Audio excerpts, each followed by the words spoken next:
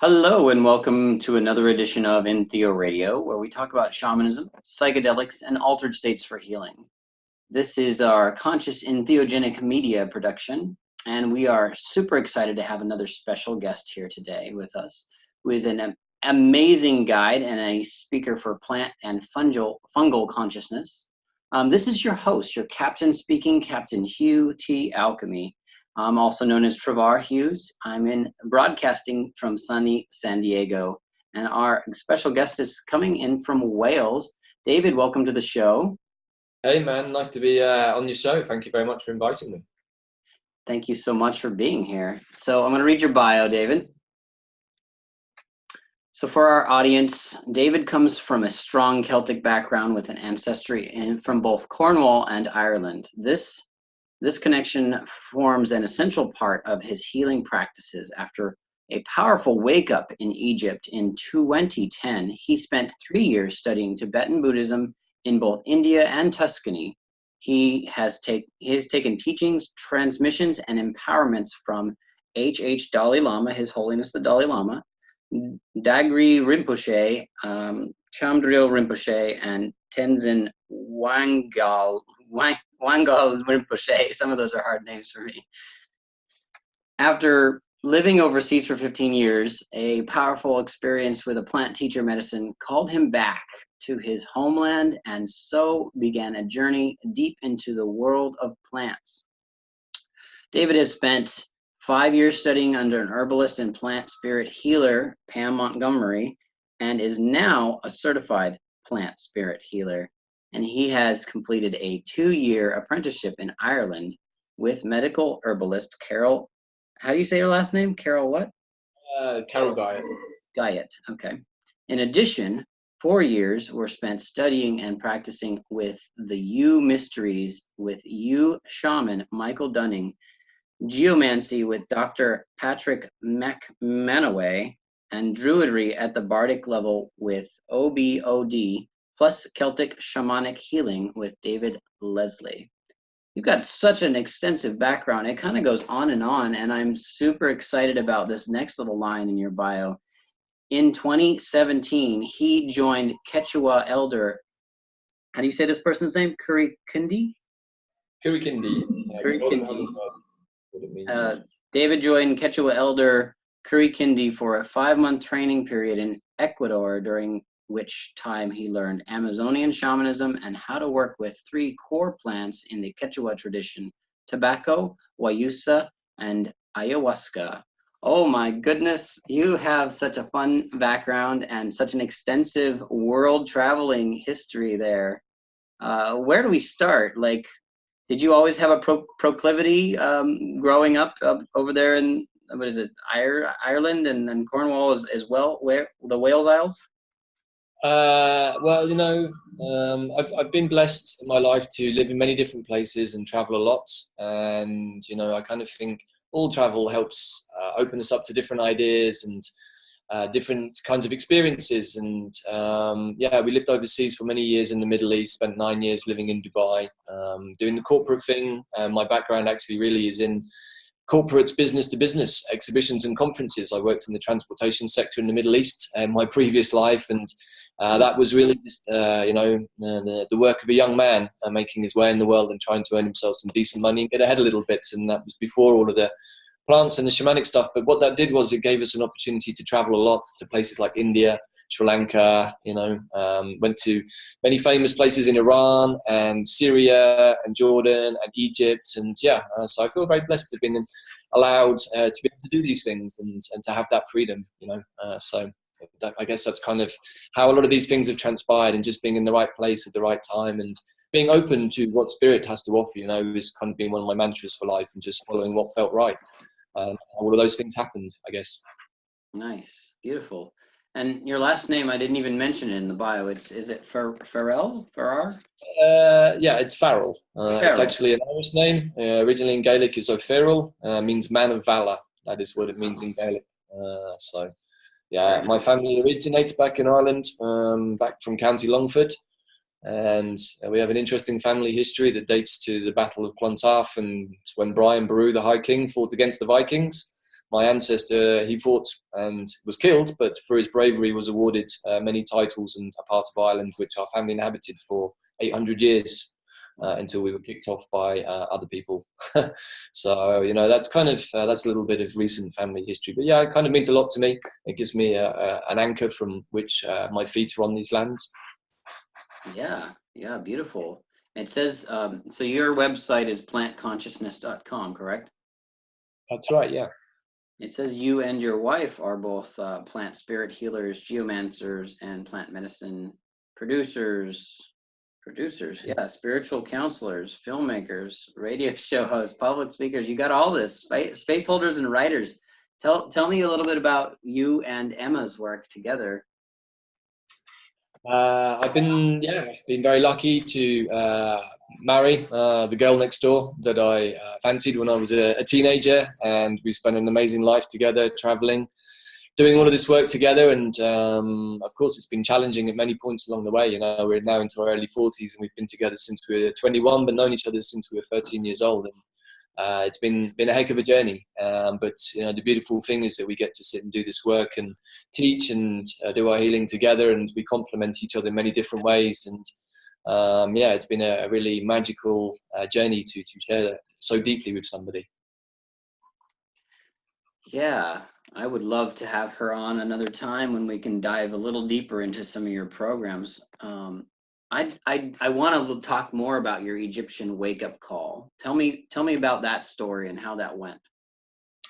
Yeah, so it's kind of really where for me, the spiritual journey really started. I mean, you know, in retrospect, many years down the path, I can look back at other parts of my life and say that it was always like that. I just didn't really see it or understand it until we went to Egypt. And you know, we were in the process of leaving Dubai at that point. We've been there 9 years and realized that the corporate world kind of wasn't really for us anymore, and we had a calling to go and live in India, and we've been traveling to India for many years to travel and to, you know, just to experience the culture. And we had many Indian friends from our time in Dubai, and so Egypt, we kind of always promised ourselves that we'd only leave the Middle East and move somewhere else once we'd been to Egypt. And so literally we left Dubai and went to Egypt for 3 weeks, and went on this crazy kind of tour run by a lady called Patricia Corey, who's run many spiritual tours, written many books over the years. And I'd read one of her books in Dubai. It's kind of one of the rare spiritual books I'd found in a bookshop out there. And it really resonated with me at the time. It was a lot of stuff to do with the Syrian star system and the pyramids and Egypt and Atlantis and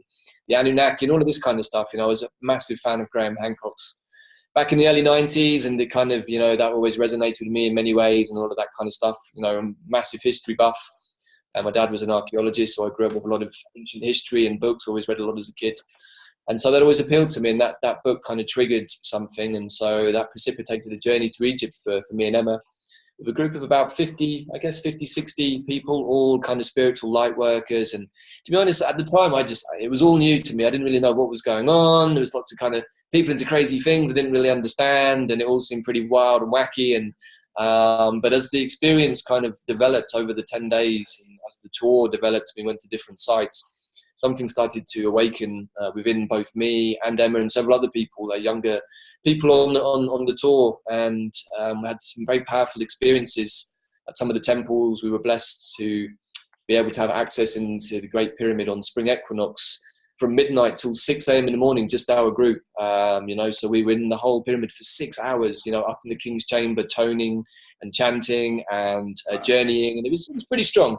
So the trip was like that, and we went to one of the temples where there's a Sekhmet statue, which is very, very powerful, and that's we came to realize some years later that she is the initiator into the Egyptian mysteries, and that kind of was the opening of a door that that then unfolded. So that really was the starting point of everything that's come after that. And at that point, we decided that no more corporate business, no more anything like that, you know, and so we made a strong decision to follow our hearts, and that journey then unfolded. And all the things you described in the introduction have been a part of that journey from that point forwards.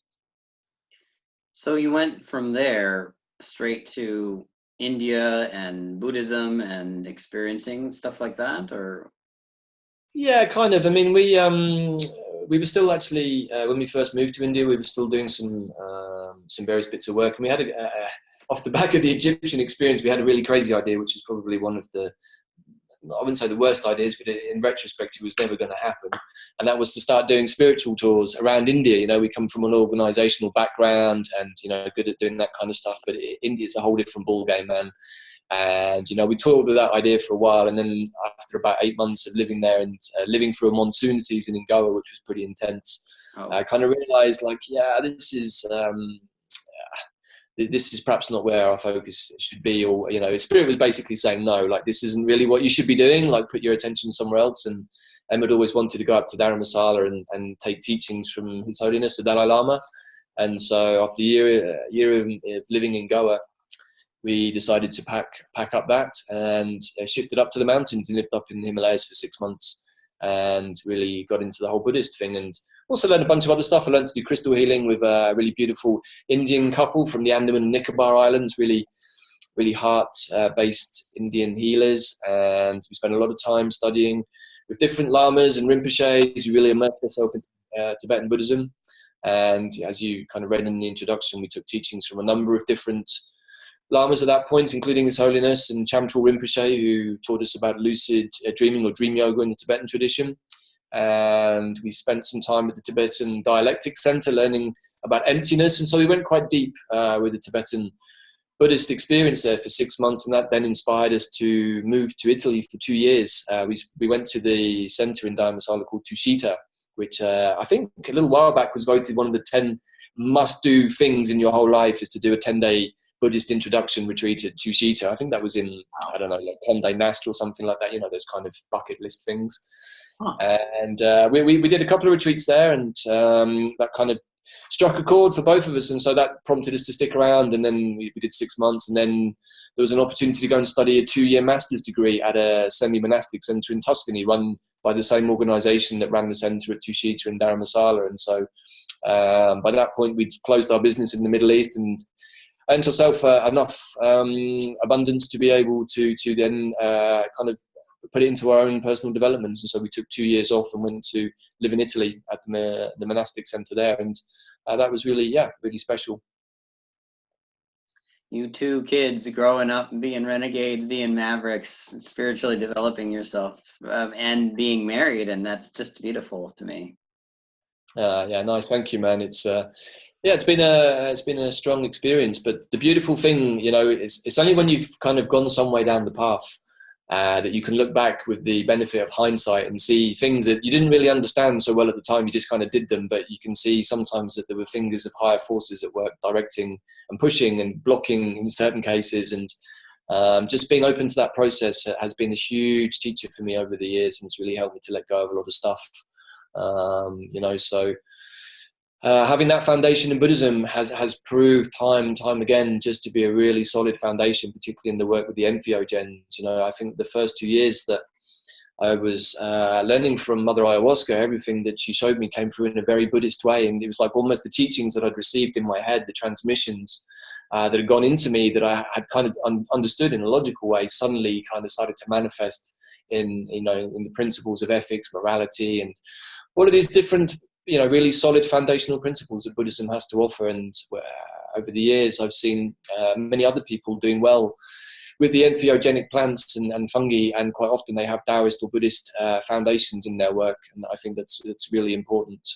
It seems to work in many ways. You know, those principles are so important in the work with the entheogens. Absolutely. I myself have that bridge between Buddhism and the work with entheogens, and I recommend it for just about everybody.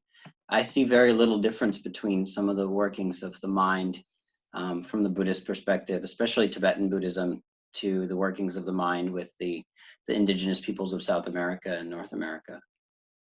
Yeah, that's very true. You know, Tibetan Buddhism is very shamanic anyway.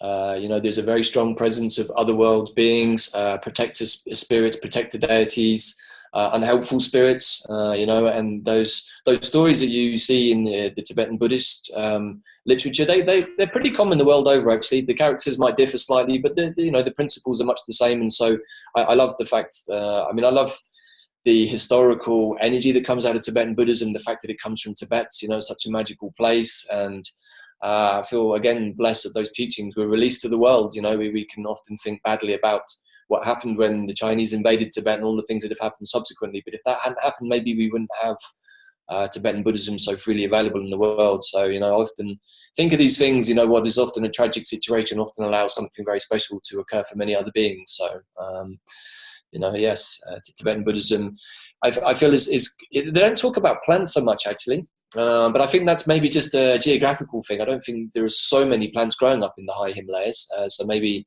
you know, the spirits they connect with, you know, are much more animistic. Maybe the mountains and the rocks and these kind of elemental forces, I think, are much more present in Tibetan Buddhism. Right, and it's very rural up there. It's also, I heard once upon a time when I was doing yoga instructor training that your consciousness in those mountains is different. It's higher elevation. Your oxygen levels are different. There's a lot going on for the body and mind system. Yeah, I mean, one of the experiences I had when we were in Peru a couple of years back was up in the Sacred Valley, and you know, just being up so high, your horizons are so much further, so much more expansive, and that, you know, that energy is all up. It's all up and out, you know. And then when I was down in the jungle, I felt it was very in and kind of moody. You know, you can't see much beyond the tree in front of you in the jungle, never mind something that's 2 or 3 miles away. But up in the mountains, you can see even the curvature of the earth. And for me, that just allows so much more freedom in my awareness and my consciousness. And I've always liked the mountain energy. It's always a place I felt comfortable. Very nice, very nice. So this sort of brings me to my next question along your journey, your travels. It seems like you then, I found out about you years ago, you then took on like a plant spirit consciousness conference. Is that what happened? Well, you know, the truth of the story is we can't really take any credit for the event, plant consciousness and everything that's come after that. It was actually the first time I met the mother medicine, and there'd been an idea formulating in my mind whilst we were studying in Italy about sustainable communities and connection to the earth and how we needed to reconnect to the earth. And the idea wasn't really formulated properly, but it was stirring. Something was kind of bubbling up. It's often is the way when these events are created from our side. It's kind of a process. And it came through very clearly in that first meeting with the mother. Is like, that she said to me, that event you're thinking about organizing, it needs to be about plant intelligence. And I was like, wow, okay, I'm having a conversation with a plant and it's telling me that it wants us to organize an event about plant intelligence. Hey, that seems like a good idea.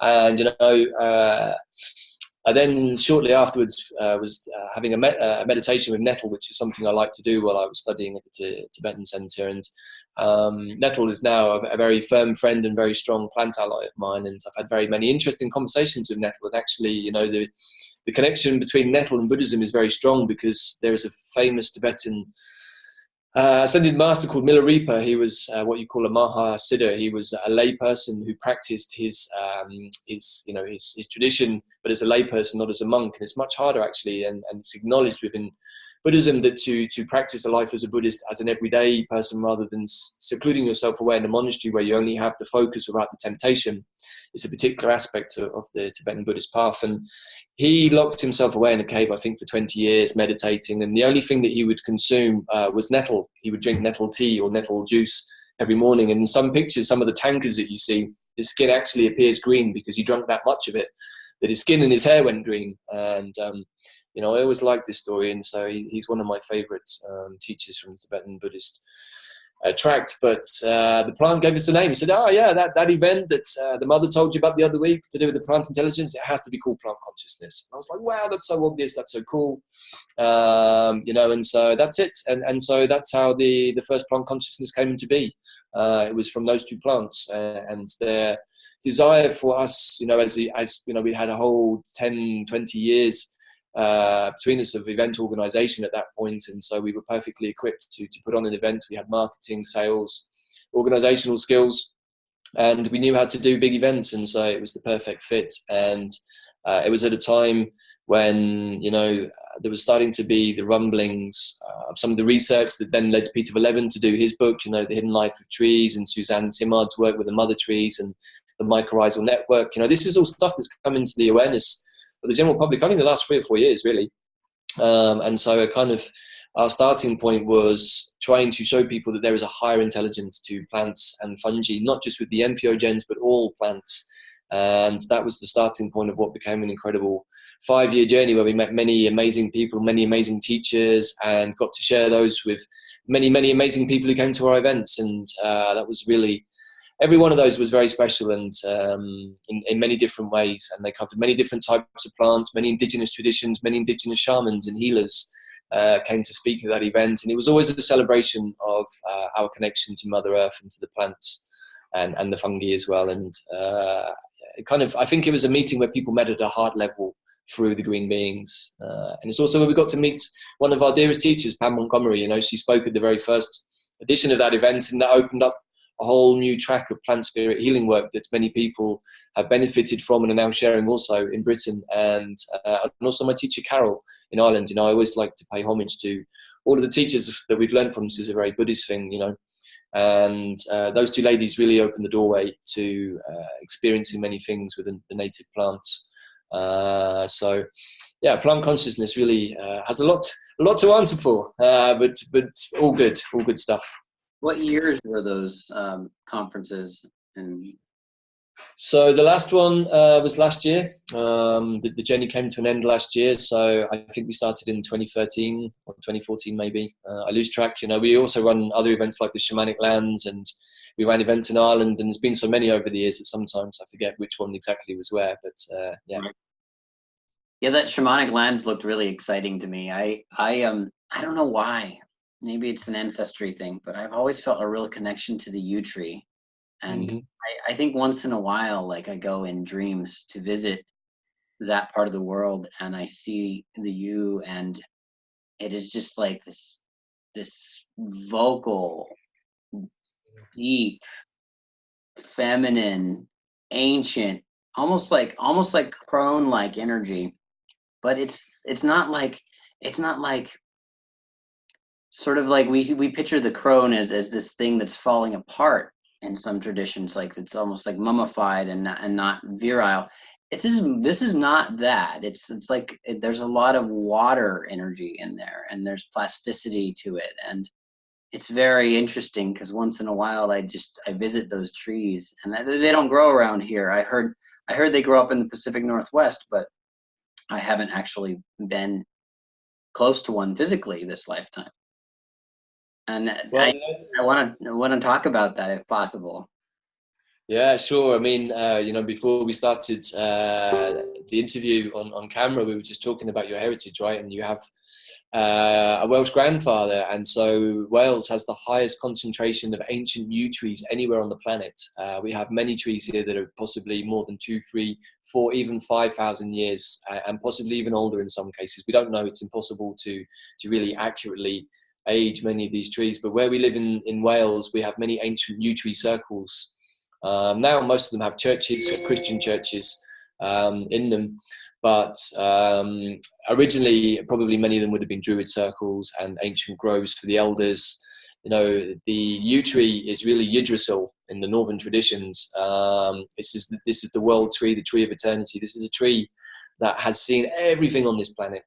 It's seen the entire spectrum of human existence. It was here way before that. This tree is our ancestor. It's the ancestor. You know, it's the longest living continuous being on Earth as a species. And so you think about that from an energetic point of view, that means the yew tree has the world dream within it, hence the world tree. And so it's kind of, it's interesting you were saying about the feminine aspect. A lot of the yew tree is about the womb and about birthing. It's very much about the blood and about the womb. And what's interesting about the yew tree is that it's pretty much there in every single ancient mystery school, from the Egyptian to the Rosicrucians to the Templars. And that's what Michael Dunning taught us, the yew mysteries. He had a very powerful experience with a yew tree. He spent 9 years convalescing from a very serious illness under a very powerful tree up in Scotland. And he would go there to recuperate, and through his process of being healed by the tree. I mean, it's a long story, one that he tells much better than me, and it's worth checking out. It's on Wisdom Hub, actually.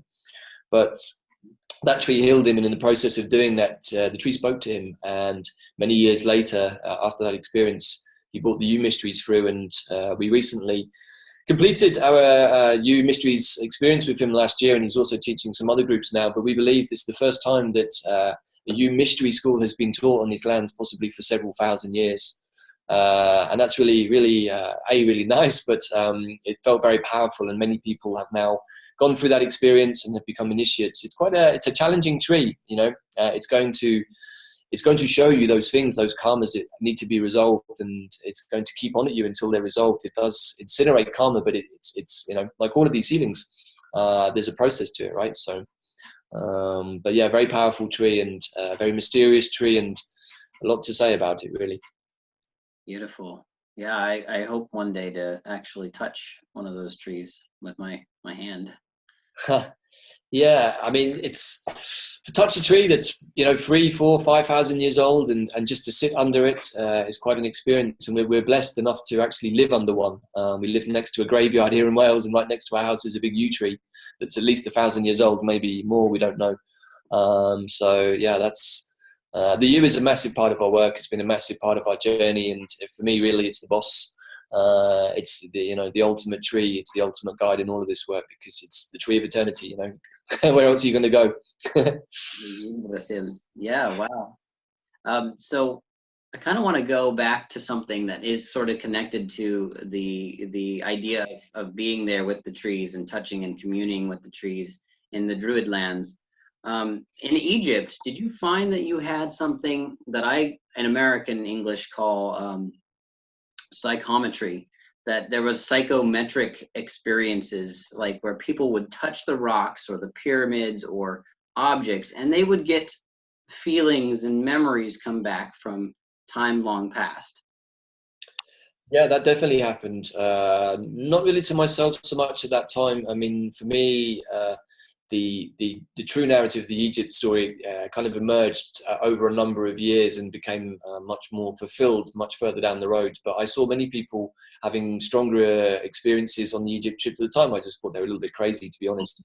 But you know, looking back now, I understand what was going on for them much more clearly. And there were many very advanced spiritual healers, people who've done a lot of work on themselves and had really clear channels and were able to tap into those energies. And yeah, I didn't really have those experiences so much in Egypt. I still had a lot of inner work to do, a lot of clearing, and that was really the opening of the door for me then. But subsequently, I've had similar experiences in different places, yes, in different parts of the planet, where we can access into the noosphere or the space of those lands. And sometimes, if we're lucky and we have the connections energetically, or maybe the spiritual lineages, we can access stuff in those spaces. But you know, that's part of the journey that we all get to go on, and to find out which of those places that we have those connections to. For some people, you know, probably down in Peru or Brazil. Other people, it's Egypt, or maybe Africa or Australia. You know, some of us have probably walked this planet a long time, you know, just can't remember it.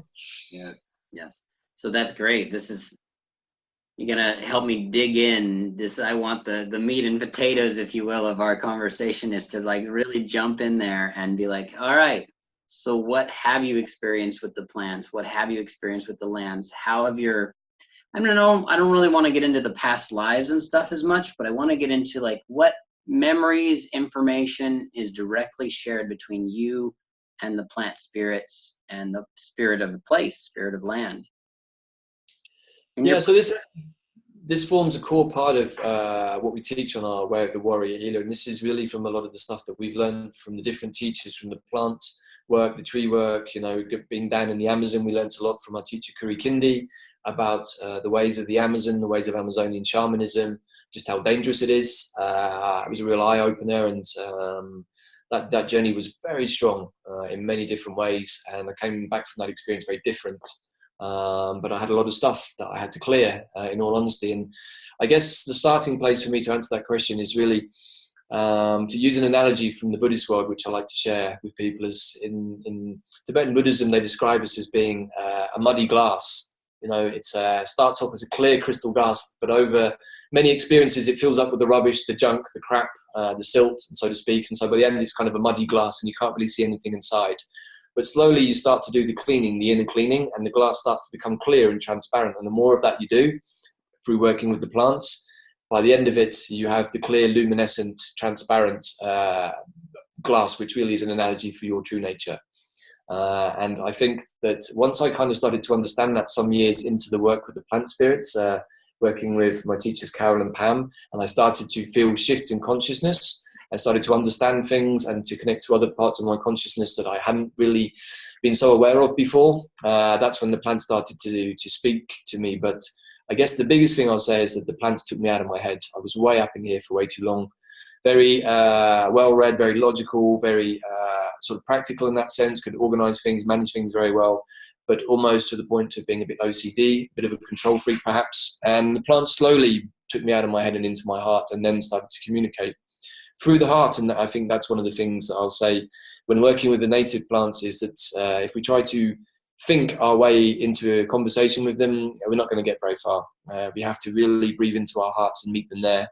And, you know, that was a journey that probably took me 5 or 6 years to work that out, you know. And this is the thing with the plants, is if you're expecting to munch a couple of plants and drink a few brews and hopefully by next weekend we're going to be a shaman, then I hate to burst the bubble, man. It's not really like that, you know. It's a long journey, but the journey is the journey. You know, there's no real destination to this. The journey is everything.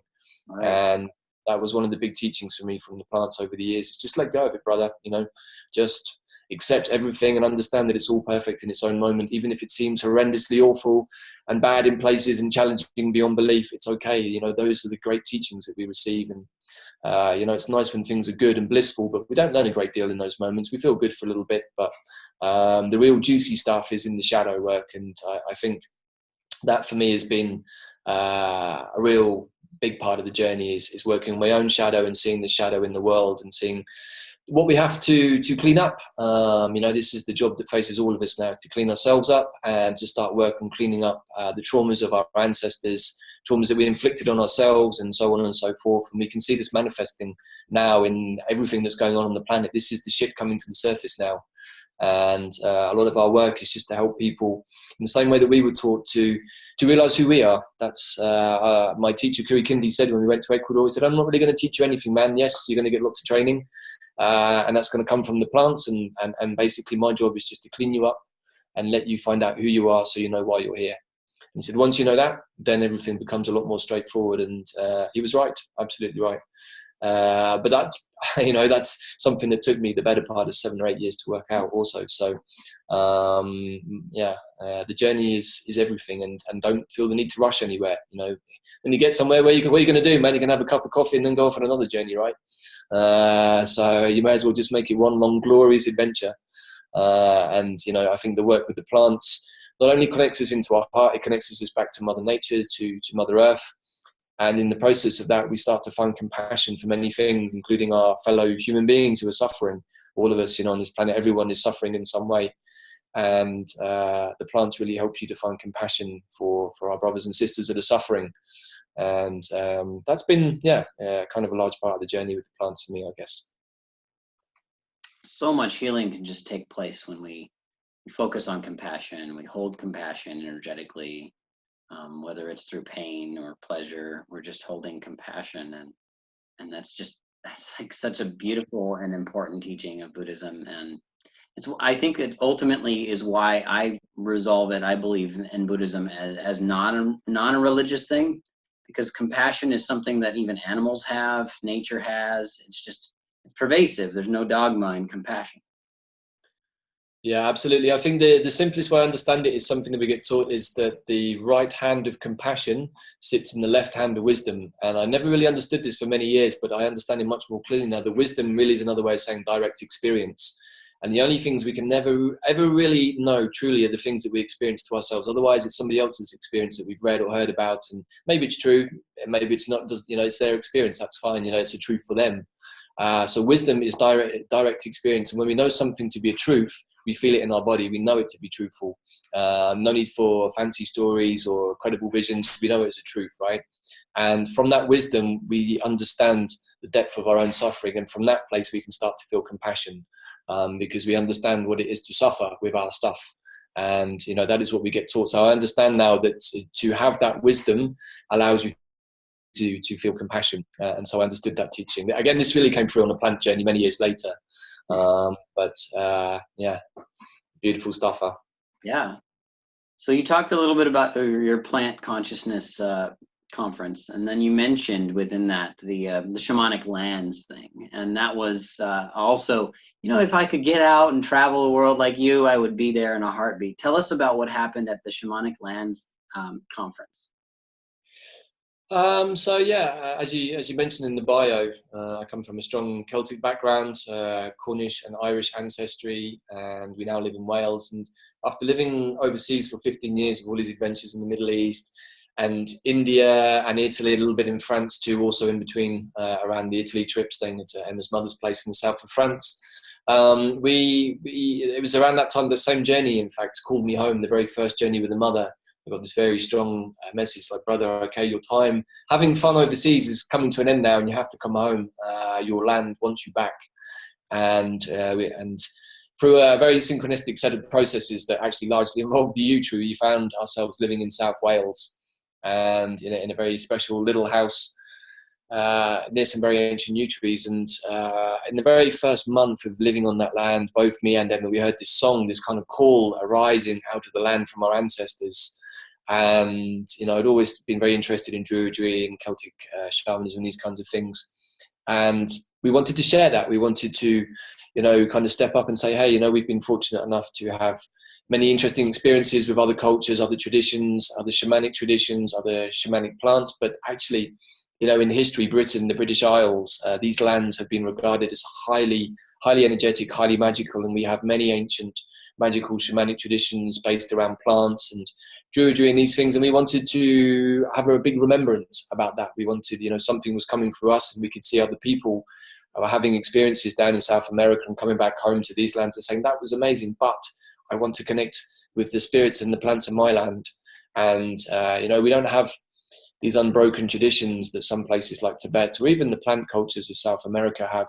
But what we do have buried deep in the land is the memories of the Druids and the ancestors. And that's accessible to all of us through working with the plants and working through the geomancy principles, and also working with our native Entheogens. We can access those places, and in that we start to recover the information about these old traditions that have never really died. Tell us about geomancy and what that means. So geomancy is kind of an old phrase that we joke with our teacher Patrick, sounds a little bit strange, but what it really means is land healing. It's another form of dowsing. It's working with earth energies and working with the middle world spirits, mostly to engender healing so that human and land relationships can come to a place of harmony and balance. That's ultimately the aim of what we're trying to do. And sometimes that involves work like house clearances, working with the yin, the water lines, the yang, the solar lines, and making sure there are no unhelpful energies being piped in from the nearby sewage pit or a quarry or something like that. The World Health Organization did a survey some years ago and said that they found that roughly 1 in 3 houses in the world were suffering from some type of house sickness. And they understood that in a certain way, but we can understand it shamanically from the energetic perspective, that houses can contain spirits that have passed on, they can contain unhappy nature spirits, and if things are not in harmony and balance in that way, then the humans existing in those spaces are going to find that their lives are going to be challenged and difficult. And sometimes people move into buildings, for example, that maybe once was a church and has been converted now into a house. And, maybe the spirits that were in the church before don't know it's a house now, and nobody explained that to them. So the work of a geomancer is really to interface between the humans and the spirit world to ensure that everything is put into a place of balance. And if there's a change of dynamic within the living abode, that everybody who needs to know is kept informed, and so accordingly the spirit world can also adjust. So yeah, that's the basics. There's a lot to it, right? But that's the basics of geomancy. Beautiful. I see you as a very shamanistic teacher, shamanistic friend of mine, and I want to dive into some of our conversations that we've had on previous calls just between us. But I feel the value for our listeners, because some of those things that we talked about, they're building rapport between us, and they're amazing stories. And I even recite them to some of my local friends and students, and they're just like on the edge of their seats. Oh my gosh, what's going to happen next? You have some really interesting wisdom, life experience, and ultimately I think it helps bring people into a place of finding compassion. But the value that is out in the world, that's being offered to the world right now, as far as I can tell, based on your website and what we've talked about, is this Way of the Warrior Healer program. Tell us about that. Look, you've got elder, you're working with sacred basil, the dandelion, nettle, and lady's mantle. Some amazing things here. And as far as I can tell, a lot of these things aren't regulated sacred plants. They're not illegal substances. You're just working with what medicines are there in your area. Tell us about it. So this comes back to a core part of our own journey, which is the plant spirit work that we learned with Carol and Pam. And it's really coming out of the traditions of South America, the plant diets, spending time imbibing a particular brew of a plant and really entering into a very still space. We fast this comes out of a plant dieting space initially, and from that this program is developed through our communication with our plant allies. But it's the same as your Sananga shamans, your arbaleros, your curanderos. We can diet with these plants, and we can form alliances, spiritual connections that we then work with in healing capacities. And maybe the entheogenic plants open us up in that kind of very visual way, but actually all plants are psychedelic in my experience. And once we kind of allow ourselves to get beyond that very sort of razzmatazz need for the big light show and the visions, actually the work that we've done with plants like mugwort and dandelion and nettle, it's like the gifts of healing these plants have are so strong. For me, mugwort is one of the strongest plants on the planet. It's what we call Artemisia vulgaris. Very witchy plant, has a very strong connection to witches. It's the witch queen of the herb world, and that was the very first plant that I ever dieted with, and I met very strongly the spirits of that plant. In fact, both me and Emma did it at the same time, and that was the beginning of our plant spirit journey. And so over the many years of doing the plant diets with Pam and learning her tradition of plant spirit healing, and also Carol's, it took a while. I was a bit of a blockhead, in all honesty. I was kind of not that sensitive, a little bit dumb, a little bit slow on the uptake sometime, and I had a lot of crap to clear out too. But eventually, through perseverance, I kept turning up, and we worked a lot with Pam. We were blessed enough that she wanted to work with us in Britain, so we would bring her over, and we had a group of plant spirit trainees, and we did 5 years training with her through different diets and different mechanisms, and she taught us all these different techniques to heal with native plants. And that's just work that we've taken deeper again and developed ourselves with the other things that we've learnt. And we have realized that these plants like dandelion, when we really drop into a deep space and communicate with the intelligence of the plant, not necessarily things we read about in a book, but we drop in and we have a direct experience ourselves, plant can teach us many different things. And if we add into that mix native entheogens, then we can have very quick, very clear connections to these plant spirits, exactly the same way as the shamans in South America do. They use their native plants, and we don't have a tradition of that in these lands that's in the modern awareness. But we're pretty sure that the ancestors, particularly the Druids, the Ovates, several thousand years ago before the Romans came, they did this. And the cunning folk and the witches of the past, they also knew how to work with plants in this way and to work with them as allies. So this is nothing particularly unique or special to us. This is a world phenomenon. People all over the world have realized that there's a higher intelligence in nature, and that it's my personal belief that the plants are really what we would call in Buddhism bodhisattvas.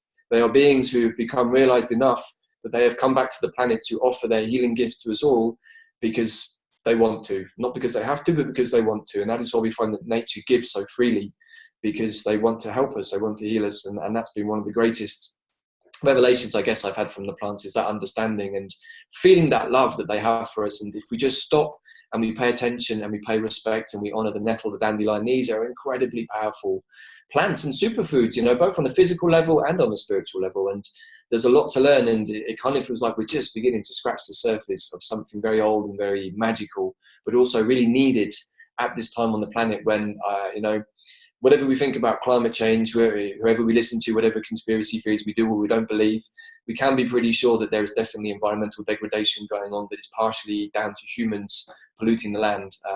We have to hold up our hands to that and say we are responsible for putting nuclear waste into the Pacific Ocean and putting pesticides on the land. We did those things, and it's killed many species. And so that's because we are disconnected from nature.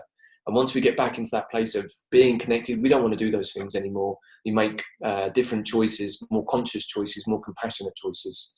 And that's a journey that I invite all of your listeners to take. I'm sure many of them are already on that journey anyway, but you know, when we're talking about compassion, for me, that's where it came from. It's from that experience and from that journey. That was a blessed sharing. Thank you so much. It's so funny because I am right now kind of really diving into Artemisia vulgaris Mugwort. And I've been doing that for like a month because I've been teaching and sharing Toltec traditions of shamanism on dreaming and lucid dreaming. And my lady friend, whom I consider my beloved, my girlfriend, she gave me an essential oil of Mugwort. And that was just like a week ago. And before that, I went and picked Mugwort wild. And I remember when I was growing up here in San Diego, it was just one of the first plants I connected with picking wild. And the nettle too, it grows here wild in San Diego. And so my teacher, green medicine deer, Dennis, he's shown me these local plants, and like I didn't really get it in the beginning. I didn't really get that they had spirit. And I wanted, you know, the light show and like, hey, well, we're in San Diego, mescaline and mushrooms and things like that. These things naturally occur. Why aren't we doing that? He's like, well, you need this background and these other plants. These are really what's more common, and they're bitter and they do healing work. And it's like, okay. So in my 20s, I didn't really respect it, but now I see how much farther things can be pushed. And you're really opening my eyes to experiences that I've had with nettle that are miraculous. Like I had this, my producer, my former wife, Xana Moonflower, who was on this show a long time ago, we went up to the Pacific, we went up to where the redwoods grow, the Armstrong Grove, and I had sage in the car. And it was a spirit for me, a plant spirit for me, and a medicine that I used because my people and I grew up here and stuff. And so salvia, I think it's Apiana, but it's white sage basically. And she's allergic to it, highly allergic to it. Had it in the car, didn't know she was having an allergy craziness to it. We were just traveling in the car and she's like full on allergy in the face. Her face is getting puffy. And we stopped up in Sebastopol, California, which is Northern California, near where the redwoods grow. And she went to a little store that was like a herbal co-op and picked up a bunch of stinging nettle tea. And I'm like, yeah, stinging nettle, I know about this. I picked it in the wild, San Diego, no big deal. Like her swelling went down immediately. Her face changed. It was like this whole miraculous breathing, non-histamine reaction, like an antihistamine reaction. And I was impressed at how much that little of a plant can affect things and change and even like cause physical transformation in the body. And so you're really reminding me of like how much nettle has provided for my family, has provided and shown me that it is a legitimate and honorable teacher, and like a bodhisattva, like you said, really just giving. And didn't the Egyptians also use that? Wasn't that an Egyptian thing? To use Artemisia? No, a nettle. Yeah, I'm not sure about nettle, but I kind of think that Artemisia originally has come out of the Mediterranean, and you know, Artemis was a Greek goddess. You know, if you want, we can jump into a bit of mugwort nettle history here. These are super powerful plants, man. You know, mugwort, as you said, is a great dreaming plant. It's a plant for oneironauts. It's not exactly psychoactive, but it sits right on the cusp. It has tujone. And there are other members of the Artemisia family, particularly Artemisia absinthium, which is wormwood, which is another one of my favorite plants. Very strong shadow plant, incredibly powerful, a little bit toxic if we have too much of it, but great for parasite cleanses. And all of the Artemisias can help us to see. They are plants for seership, basically. But they also take us into the shadow world, and they help us to understand our shadow and to see the shadow and to be okay with the shadow. Artemisia vulgaris is an incredibly powerful plant. Its healing gifts are immense, and they span everything from dreaming to protection against the dark arts to midwifing skills to putting heat into the body. It's used in moxibustion in the Japanese 5 medicine. practice of moxibustion. So, you know, when it's burnt, it has the closest temperature to the human body's natural temperature of any plant. And so you put it over the acupuncture points and you burn the, and it pushes its heat, its chi into the body.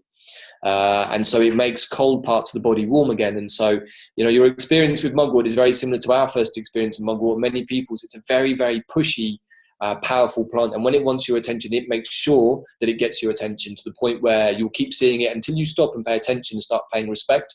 It'll keep appearing and appearing. So it seems like that journey's already started for you, which is lovely. That's how it begins with mugwort, and that's how the plant spirit path started for us. And that's why we teach mugwort so often. We always do a retreat every year, because it's one of the plants that people wanting to enter into relationships with plants can have quite a strong experience with, without the need for entheogenic plants. I think the last time we did a mugwort full moon dreaming and healing retreat was last year.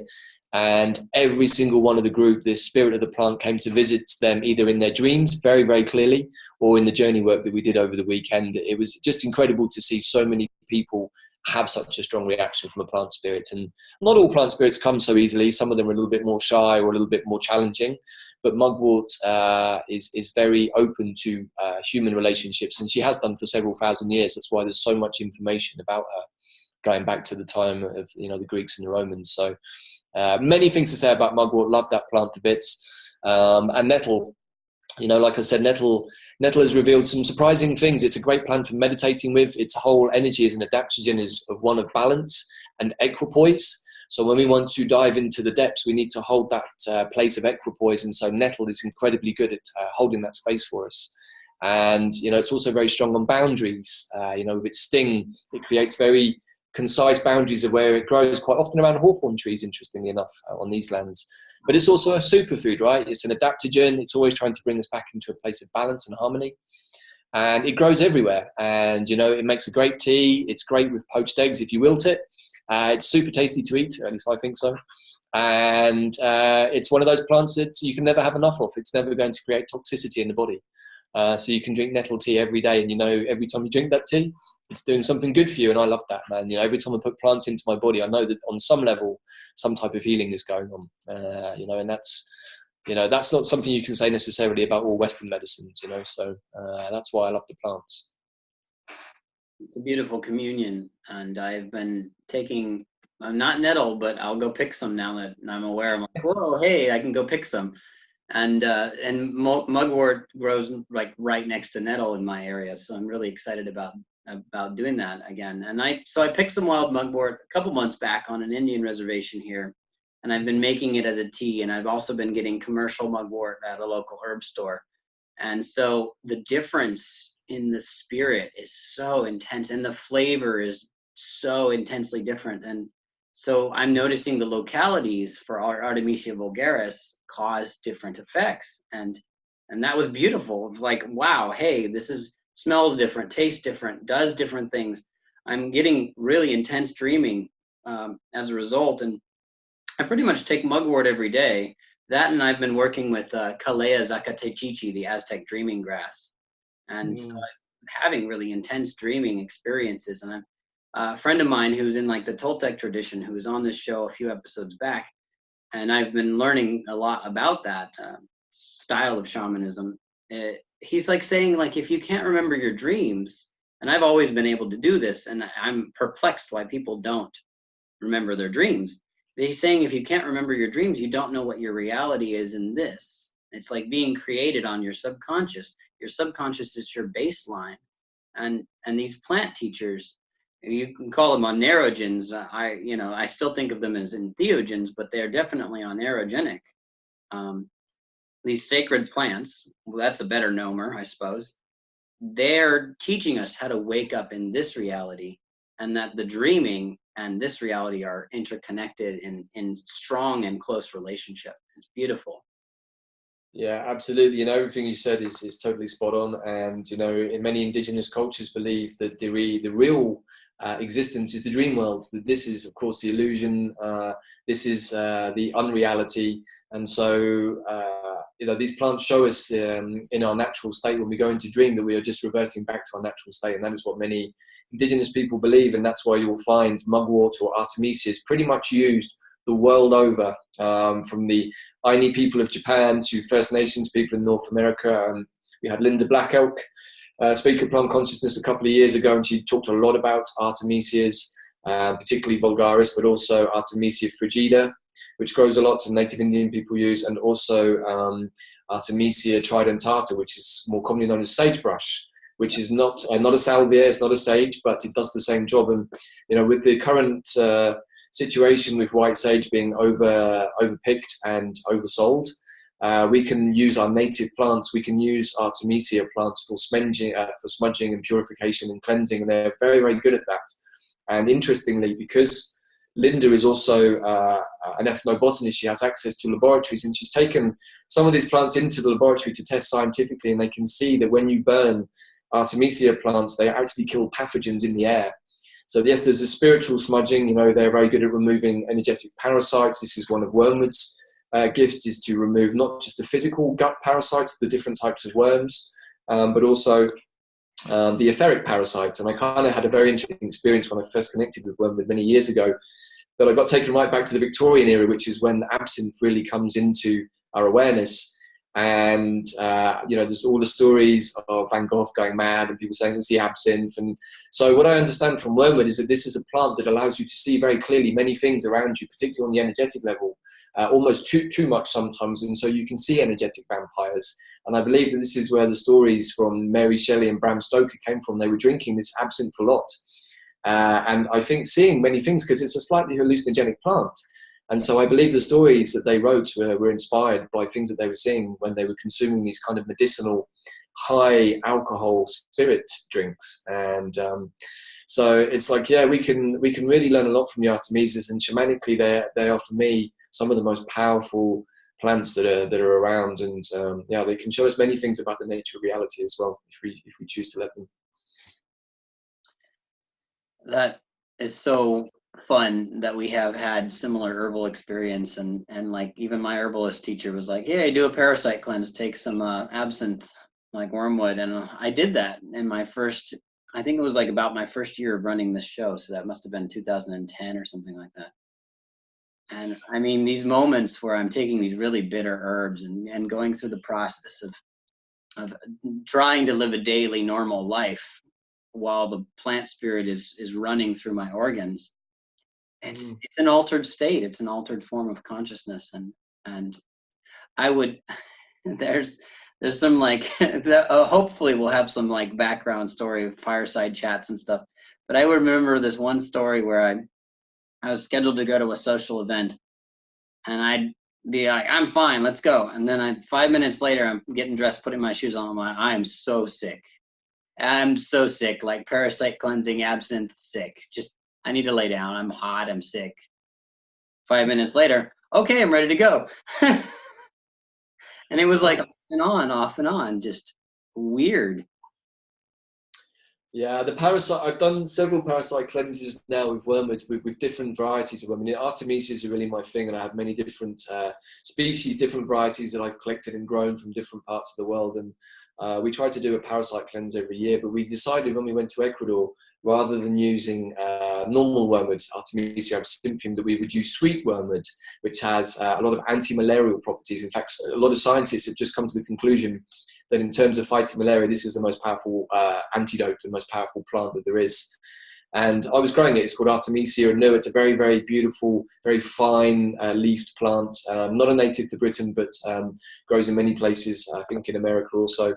And so I'd grown this plant, and I collected enough, and I ground it, and I made capsules, and we did the whole 3-week parasite cleanse. The Dr. Hulda Clark is a very good protocol. You can find that protocol online, and I've done that many times using clove and black walnut hull tincture, and it can be strong. A full parasite cleanse for 3 weeks when you're 10 days in with wormwood, it's strong. It's a strong plant, and you know it, and it can be a little bit trippy sometimes, very surreal, and you kind of really have to learn how to hold yourself through those moments.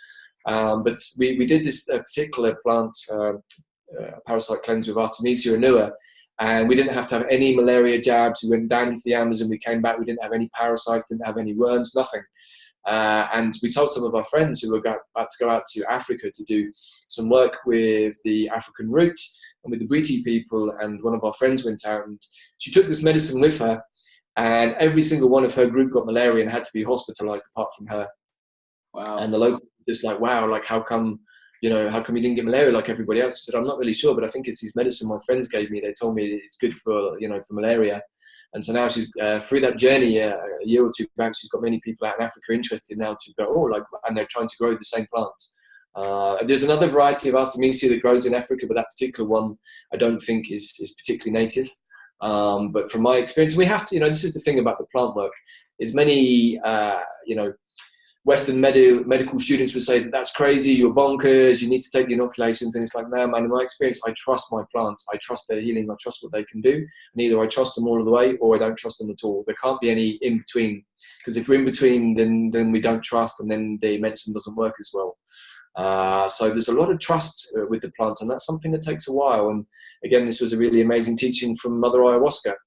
I think for the first few years that I was with that medicine, I thought she was trying to harm me in some way, and I didn't really trust her enough to let go fully. And eventually there was kind of like, look, man, if you're not going to let go properly, I'm going to have to do something drastic and make you let go. And that kind of opened the floodgates. Once I learned to trust that plant, it kind of helped me to trust a lot more plants and to trust in the holistic healing process that the plants can give us on spiritual, emotional, and physical levels. Beautiful. Beautiful. And I want to remind our listeners, if you're involved in any of these healing processes, oftentimes in my personal experience, and I don't know if it's like this for you, David, but the healing that you want isn't the one that you're going to get immediately. It's the healing that you need. Yeah, absolutely, man. If we go into a healing process with a preconceived idea of how it's going to be, we're going to get kicked around pretty hard, man, because we just have to let the plants do their thing. And whether it's through tinctures, entheogens, or flower essences, we make flower essences, and they can be really powerful. That's quantum medicine that you're working with there. You're letting the plant into your energy system, into your body, and it's going to do its thing. And we just have to trust that process. And I kind of think sometimes Western medicine has made things difficult for everybody. We have this kind of instant fix. And yes, a lot of Western medicine is good, and we need certainly, surgeons and doctors for some things, but I think that a lot of it's just sticky plaster.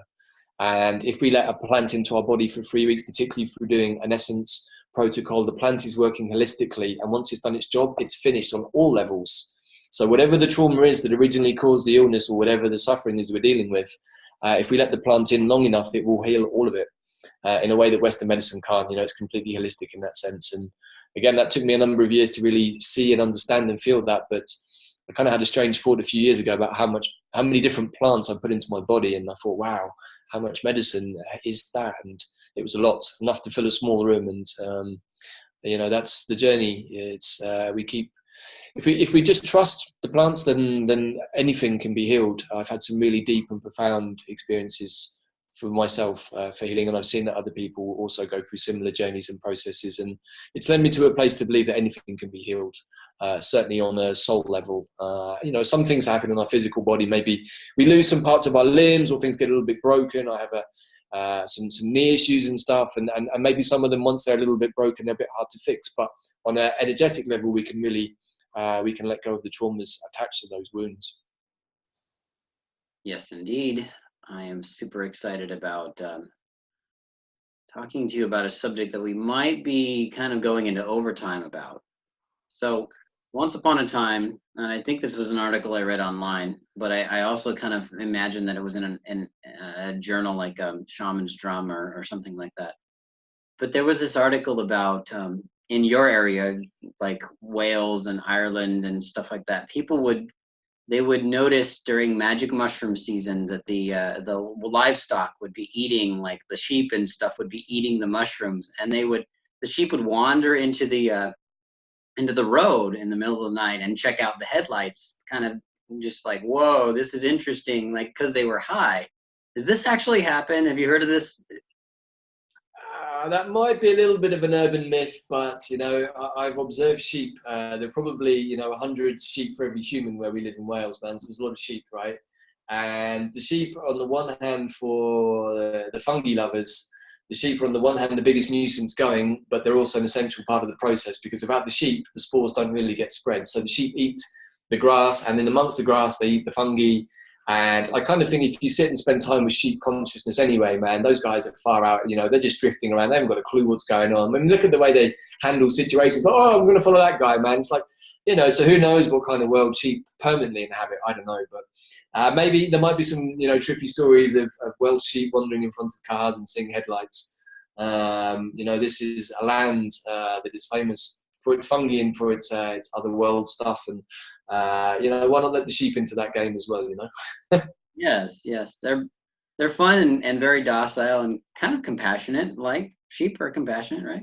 Yeah, when was the last time you heard of anybody being charged by a herd of sheep and being trampled, right, by a sheep? You know, occasionally cows get aggressive, but I never heard of anyone, you know, dying by a herd of sheep. Right, and they're fluffy, and they're huggable, right?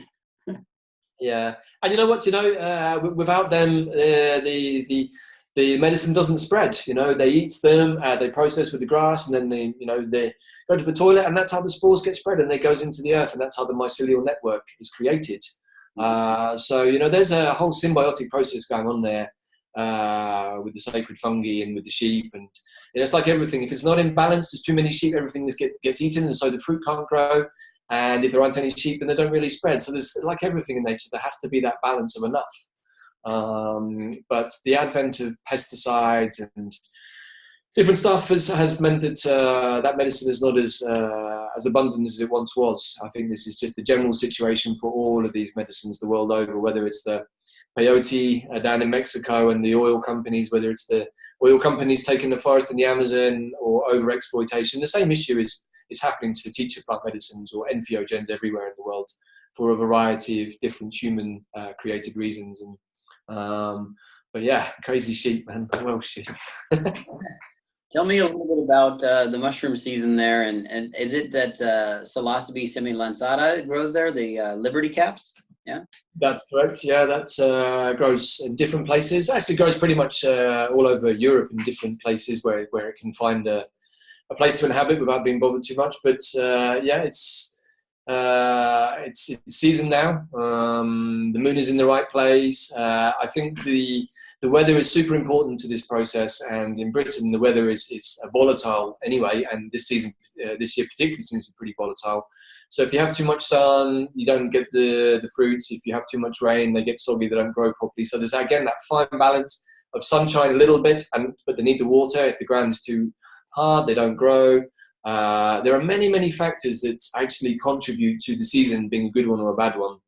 And yeah, the moon is probably one of the biggest factors. You know, you're not going to find so many fungi on a new moon. The moon, kind of the full moon, is what pulls them out of the ground. And this was something we learnt in Italy, actually, from the local people there who would go up into the forest during porcini season, looking for all manner of beautiful, tasty, edible mushrooms. And sometimes me and Emma would go up into the forest during autumn looking for porcinis or black trumpet mushrooms, and we would go up, you know, kind of thinking, okay, this seems, you know, it's autumn, this is probably a good time to go. And the locals were like, nah, man, don't bother, you need to wait 2 days. I'm like, why? It's like, what's going to happen in 2 days? Oh, the moon is in the wrong place, wind is blowing from the wrong direction.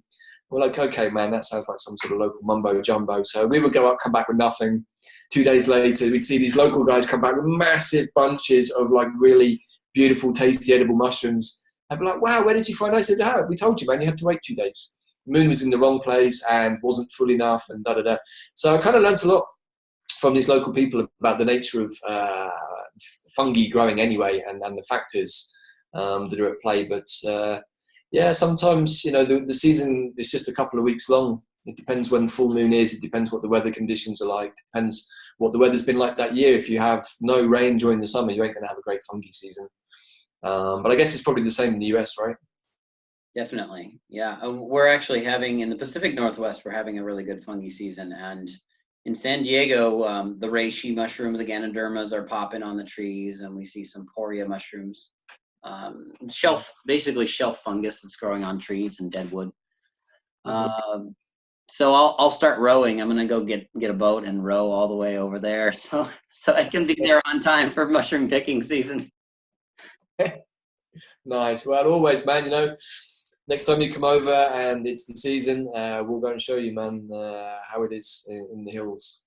But you know, I just pray that common sense comes to pass with humans in general in our relationship with the land, because You know, the other terrible thing we see a lot is the overuse of hedge trimmers and lawnmowers. And, you know, if we just let the plants grow a little bit, there is so much abundance of medicine plants that grow in the hedges that just we never get to see, because people want to have like an inch lawn, and for some reason the tree's bothering them, so they chop it down, and then all the plants are, you know, it's crazy, man. There's so much medicine out there. If we just let nature do its thing for a little bit longer without the need to control it, whether it's the fungi, whether it's the hedgerow medicine, the forest medicine, it's like, this is why there are some species going extinct. They just don't have the opportunity to flourish anymore. And I really hold that as a strong prayer that humans in general start to appreciate this abundance of health and food and vitality that nature has to offer us if we just stop using the hedge trimmer, man. Yeah, and it'd be nice if they did less leaf blowing in my neighborhood. Right. Hey, just out of curiosity, I read a report somewhere that in some states in America, it's actually illegal to let your lawn grow over like an inch or something. Is that true, or is that? That's true. Yeah. Wow, and then you have lawn police that come around and check for the local council or something. Yeah, they write you tickets. Fine. Is that for real, or is that just some kind of urban myth? Like, I believe it's true. I haven't been written one because I haven't had to own one of those properties in one of those communities, but I've heard people complain about it quite often. wow. Anyway, it kind of, I think, illustrates the insanity that blights our world at the moment, man. It's just like, okay, sure, man, cut the lawn. Right. Anyway, so, wow, yeah. It's been beautiful to talk to you, brother. Is there anything else you'd like to ask us about? Or I think we're probably out of time anyway, right? Yes, absolutely. We are hoping to have you back on already and saying our salutations. Give our listeners an opportunity to find you online. Give us where to find you. Okay, so we have a number of different places I recommend to check out. Check out plantconsciousness.com. We have a sort of informal newsletter that goes out every once in a while when we've got something interesting to announce. But you can find all of our information about the courses the training programs that we run. We also offer a remote healing service that we can do anywhere in the world, because it's, you know, we do it remotely, working at a quantum level. And then we also have our flower essences. A lot of people from America actually buy our flower essences online. So that's plantconsciousness.com. Everything's on there. Sign up to the newsletter and you'll be kept informed of all the news. And check out our online TV platform, wisdomhub.tv. You can see pretty much most of the talks from Plant Consciousness and Shamanic Lands over the last few years. They're on there. Plus there's a whole bunch of really cool tutorials and workshops that we filmed with some of our teachers, talking about some of the things that we learned from them. And there's also a really beautiful new movie. It's called Root Republic, that a friend of ours, a German film producer called Oliver Kier, made, which we also happened to be in. He came to stay with us, but regardless of that, it's a great movie anyway, and highly recommend checking out that. Some of the footage is for free, and some of it there's a minimal $7 a month kind of Netflix subscription just to help pay for the whole process. You know, making films is not cheap. And we have a commitment to keep producing content, and Wisdom Hub is really a community-based service. Everyone puts in a little contribution. That contribution helps us pay the teachers for their time, helps pay the camera crew, and helps keep the website afloat. So it's really a beautiful online TV service that we're hoping to grow and work with many other people. And so if you have any aspiring film producers out there or people producing content, please do get in touch with us through wisdomhub.tv. We're always interested to speak to people making content about shamanism and about the earth and about plants. That's really what the focus of Wisdom Hub is all about. I'm on that site for the first time. That's beautiful. This is wonderful. I'm really grateful that you're producing this. Yeah, thank you. So I recommend all of I invite all of your audience to check that out and see if there's anything there that resonates with them. But thank you very much for the opportunity, brother, to talk to you and to your audience. And I hope maybe get my beautiful wife to come and chat to you. She's got many interesting stories too, and she's really the smart one in the operation anyway. So, so I'm sure she'd love to do that at some point too. And if you have people in your audience who want to get in contact with us, they can reach us on Facebook.